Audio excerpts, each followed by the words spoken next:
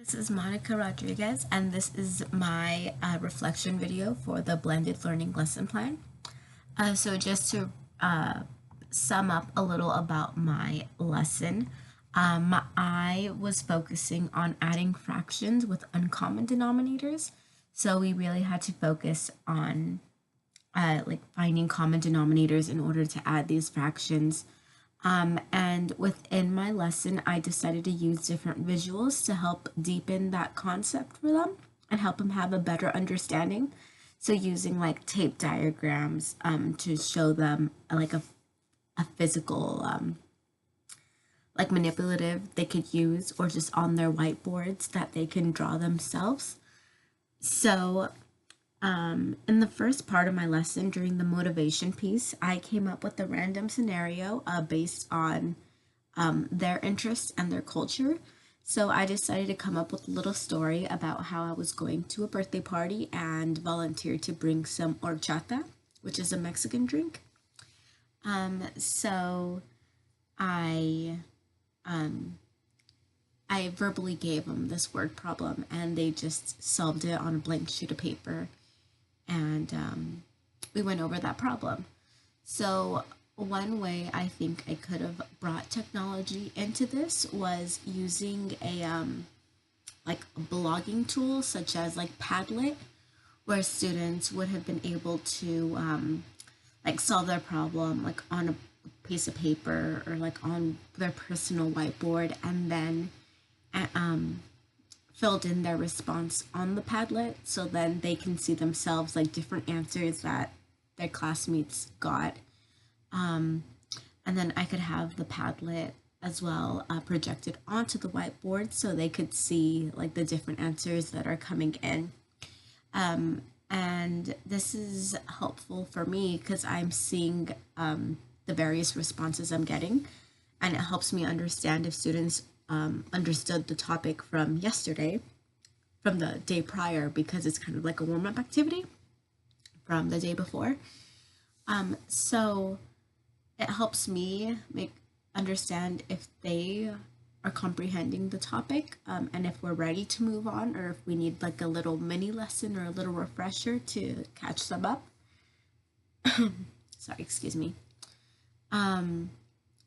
So I think just having those answers like on the board really lets me know how many students are responding, and then their responses as well, and to see if whether they're right or wrong.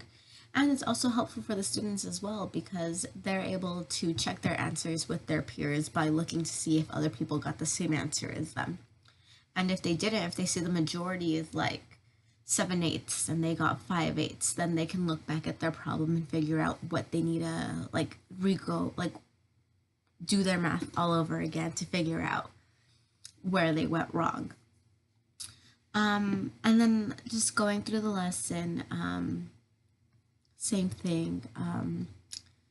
There's one part where students, this is during my guided practice, they work on their problems in their book, and they can work with like their table partners or their table group.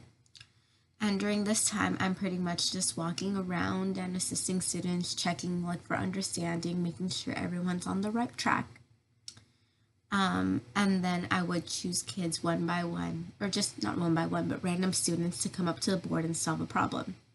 Most of them should be able to do it because they were working on it in their groups.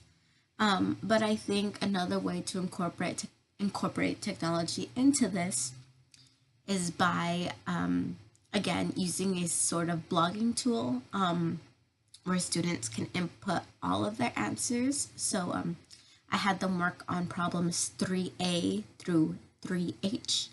So they could have, again, used that blogging tool to type in their responses. Like for 3A, they got 2/4, 3B, 4/5, and stuff like that. So then again, students can check their answers with their peers, and pretty much figure out like if they're on the right track or not. And another thing I also would have liked to use is, and this is one that's been pretty much talked about in class a lot, but is the use of Kahoot. especially during the independent practice, or maybe just a follow-up activity the next day, like a motivation piece,